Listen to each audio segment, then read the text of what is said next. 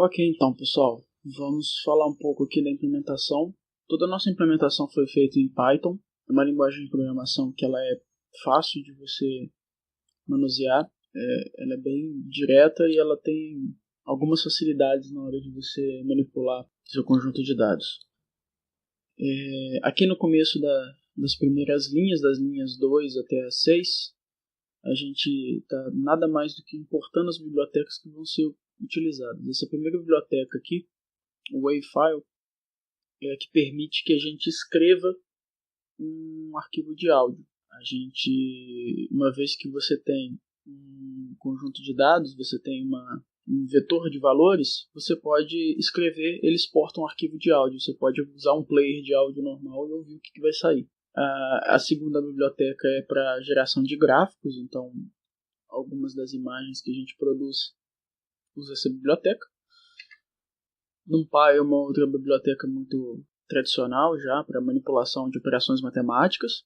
SciPy, esse módulo aqui a gente usa para poder fazer uma integração numérica. E a última biblioteca é apenas para a gente fazer uma estimativa do tempo que está sendo gasto para poder ser executado cada trecho. Isso é mais para controle interno, não tem a ver especificamente com o nosso propósito final aqui.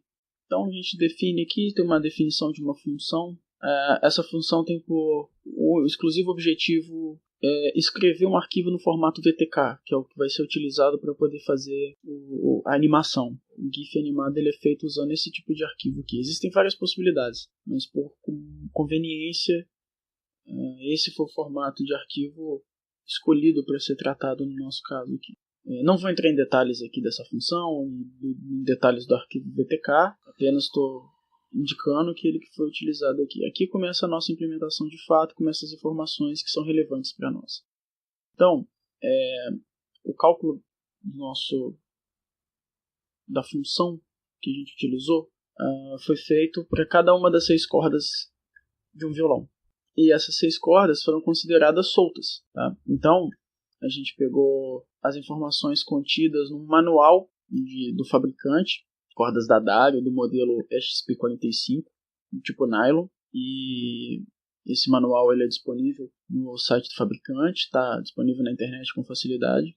E aí a gente usou, essas informações são informações de densidade linear da corda. E essas informações estão em libra por polegada. Além disso, a gente tem a frequência natural de vibração de cada uma dessas cordas. O que eu quero dizer com isso? Essa é a frequência que cada uma das cordas vai vibrar quando soltas e afinadas corretamente na afinação padrão de violão. Então, usando essa relação de conversão, de 1 libra corresponde a 0,453592 kg e 1 polegada corresponde a 0,0254 metros, a gente consegue converter isso aqui para unidades do SI, certo? O comprimento da corda se refere ao comprimento, evidentemente, que a corda tem livre, né, entre os pontos fixos dela. Os pontos fixos da corda vão ser perto do cavalete, mais perto de onde você toca com a mão direita, para quem é destro, e perto da mão da guitarra, das tarraxas, que é a outra extremidade, que é a parte, entre aspas, é a parte de cima do violão.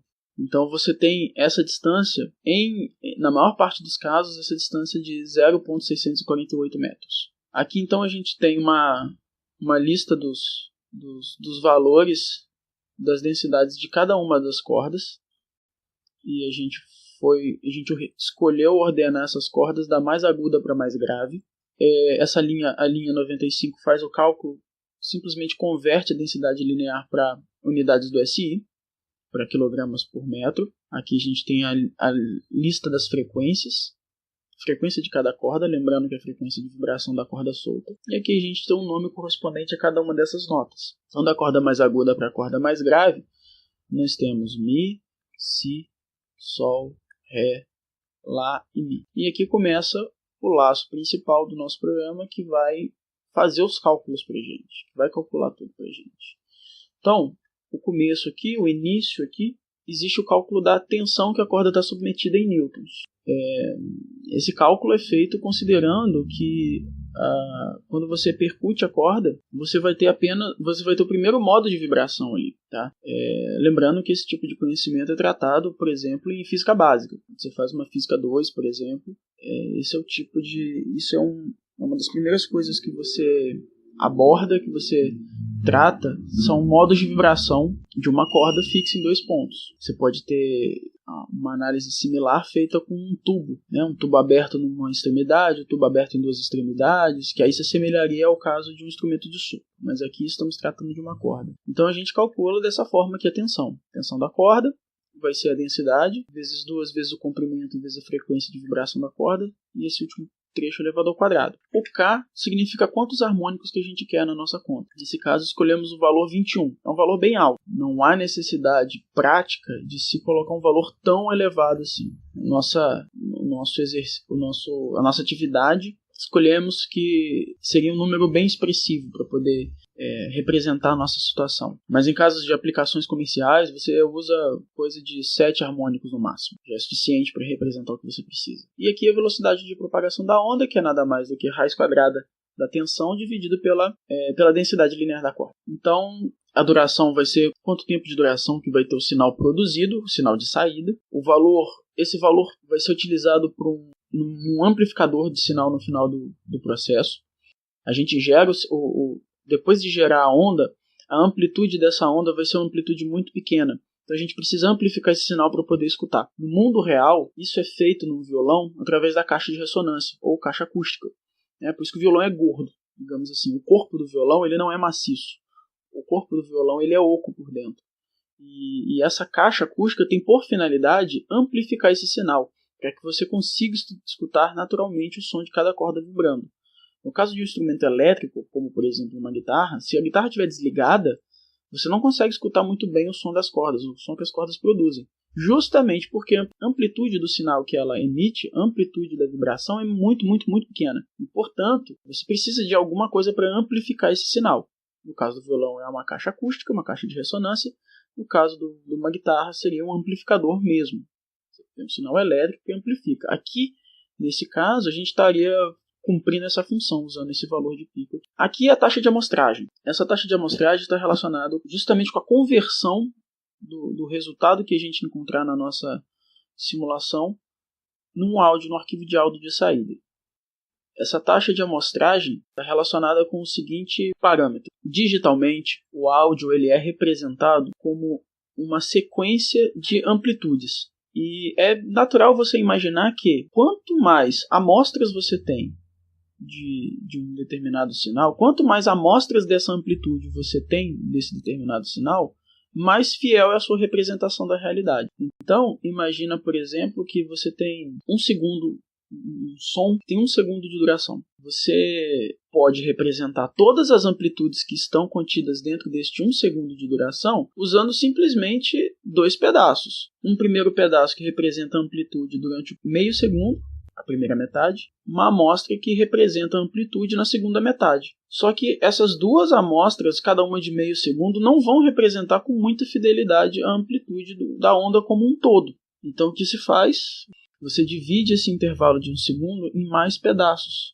Ou seja, você pega um intervalo de tempo cada vez menor para naquele intervalo de tempo pequeno você amostrar uma intensidade. No cômputo final, no final das contas, você vai ter uma representação mais fiel do sinal que você está querendo representar. Eu estou chamando de sinal, mas aqui no caso é uma onda sonora. É a amplitude da onda sonora. Certo? O frame rate que aparece aqui embaixo é a taxa de amostragem de imagens, de quadros, já que a gente tem que, para você ter uma imagem fluida, para que você tenha uma noção, para que um ser humano assista vídeo e esse vídeo tenha uma imagem fluida, seja exibido com uma imagem fluida, em torno de 20 a 24 quadros por segundo tem que ser exibidos. E o cérebro humano já entende isso como uma coisa fluida, como uma sequência fluida de quadros. Então usamos um valor de 30 simplesmente para poder manter a fluidez na hora de produzir a animação. Então, bom, aqui começam os cálculos iniciais, né, de alguns parâmetros importantes. O período vai ser o inverso da frequência. O número de amostras que você tem é nada mais do que a duração do teu sinal vezes a taxa de amostragem, que já foi definida aqui. Então, aqui a gente começa a discretização da corda. O que é isso? Computacionalmente falando, a gente não resolve o problema de uma vez só. A gente discretiza, ou seja, a gente quebra a corda em pedaços definidos, em porções discretas de tamanho. Tá? E a gente usou, esse tamanho evidentemente é variável, e a gente volta àquele caso. Quanto mais refinada for a sua discretização, ou seja, quanto mais pedaços você divide a sua corda, mais próximo do real você está. Por outro lado, você vai perder na complexidade da resolução do seu problema. O seu algoritmo muito provavelmente vai ser mais lento, vai ser mais trabalhoso, vai ser mais difícil de você trabalhar com ele. Então a gente escolheu uma discretização de 1000 pedaços. Então esse ΔX aqui é o tamanho de cada pedaço. Aqui está sendo colocado cada pedacinho da corda. A mesma coisa tem que ser feita com o tempo, já que a gente vai calcular o deslocamento para cada ponto da corda para cada instante de tempo. Aqui, só lembrando, lá em cima a gente tinha um tempo, a duração do sinal de exatamente 1 segundo. Então a gente vai quebrar 1 segundo em intervalos de tempo menores. E esse intervalo de tempo menor está justamente relacionado com a taxa de amostragem. Aqui a taxa de amostragem está da ordem de 40.000 Hz, ou seja, 40.000 ciclos por segundo, certo? Então está colocado aqui. Aqui a gente começa a calcular os nossos índices AK e BK, ou alfa K e beta K, se você preferir, que serão os coeficientes da série que serão somados, percorrendo para todos os Ks. Lembrando que a gente colocou aqui 20 Ks, a gente definiu K igual a 20 ou K igual a 21, enfim, defina quantos você achar conveniente. K igual a 20, e vai rodar para cada um deles, e a gente vai calcular a integral, aquela integral que estava indicada na formulação matemática. Esse FY define a função f de y, esse GY define a função g, que são as condições iniciais do problema. Neste caso especificamente, a condição inicial está sendo colocada dessa forma. A função aplicada aqui é essa daqui, 008 vezes y, que multiplica L menos y. E a condição inicial de velocidade é 0. Tá? Claro que se eu estou fazendo uma integral de 0, eu não precisaria colocar toda essa expressão. Aqui no caso dessa implementação, a gente colocou dessa forma para que fosse substituído facilmente por qualquer outra função aqui dentro. A K vai ser integrado. Esse integrate aqui já é uma utilização do módulo de matemática do Python. Aquela scipy.integrate oferece esse módulo aqui, então ele vai fazer uma integração de 0 a L para calcular o AK, fazer a integração de 0 a L para calcular o BK, e para cada um dos valores de K isso vai ser armazenado nesses dois vetores, AK e BK. E finalmente a gente tem um laço principal que vai de fato preencher todos os valores da nossa simulação. Então a gente está fazendo um laço em cada instante de tempo e para cada posição da corda. Então a gente está rodando 2 vezes. A gente começa no primeiro ponto da corda, lembrando que a corda está quebrada em 1000 pedaços. Então para cada um dos 1000 pedaços da corda, a gente vai fazer o cálculo daquela série, aquele somatório que foi indicado anteriormente. E esse somatório está sendo feito neste laço aqui, Para cada K, a série vai ser incrementada dessa função aqui. Uma função que depende apenas de x e outra função que depende apenas de t. Você pode ver que fica um negócio meio longo a escrita dessa função, mas é questão apenas de você olhar com cuidado para não se perder. Mas o que está escrito aqui é exatamente aquele somatório. Então essa é uma implementação bem direta mesmo do modelo matemático. Aqui não foi utilizado nenhum artifício mais sofisticado. Aquele somatório está sendo colocado dentro deste laço aqui. E para cada vez que ele termina isso, esse resultado é guardado. Aqui x, y, z, vtk são valores que vão ser utilizados para exportar o arquivo vtk, que posteriormente foi utilizado na geração das animações. Aqui está a exportação do arquivo. Esses t-início, t-fim, print aqui no meio do caminho, nada mais do que informações para controle mesmo. Você pode fazer uma estimativa do tempo necessário para fazer esse laço e tudo mais. E enquanto ele está executando, você pode visualizar esse tipo de informação. Aqui a gente vai fazer justamente a transformação do sinal, ou seja, o resultado dessa série aqui, o resultado que saiu desse laço grandão aqui, vai ser transformado num sinal de saída. Então a gente pega, como foi falado anteriormente, a gente utilizou apenas no nosso modelo a vibração de um ponto da corda, exatamente da metade da corda. Então a gente pega aqui metade da corda, pega o sinal, a evolução temporal de um ponto da corda, que é exatamente o ponto central dessa corda, como que ele vai variar, como que ele vai vibrar ao longo do tempo, amplifica esse sinal. Amplificar o sinal é nada mais do que multiplicar todas as amplitudes por uma constante. Essa constante foi definida lá em cima. E finalmente a gente usa a função de escrita. Essa função wave.write, ela faz a escrita desse arquivo em um formato de áudio. Daqui para baixo é nada mais do que geração de gráfico, para visualização, para que a gente tenha uma ideia do que está acontecendo. Então, esse laço aqui vai gerar alguns gráficos, um gráfico de um determinado, como que cada ponto, como que vai ser o comportamento da corda em algum determinado instante de tempo. Então esse gráfico daqui te dá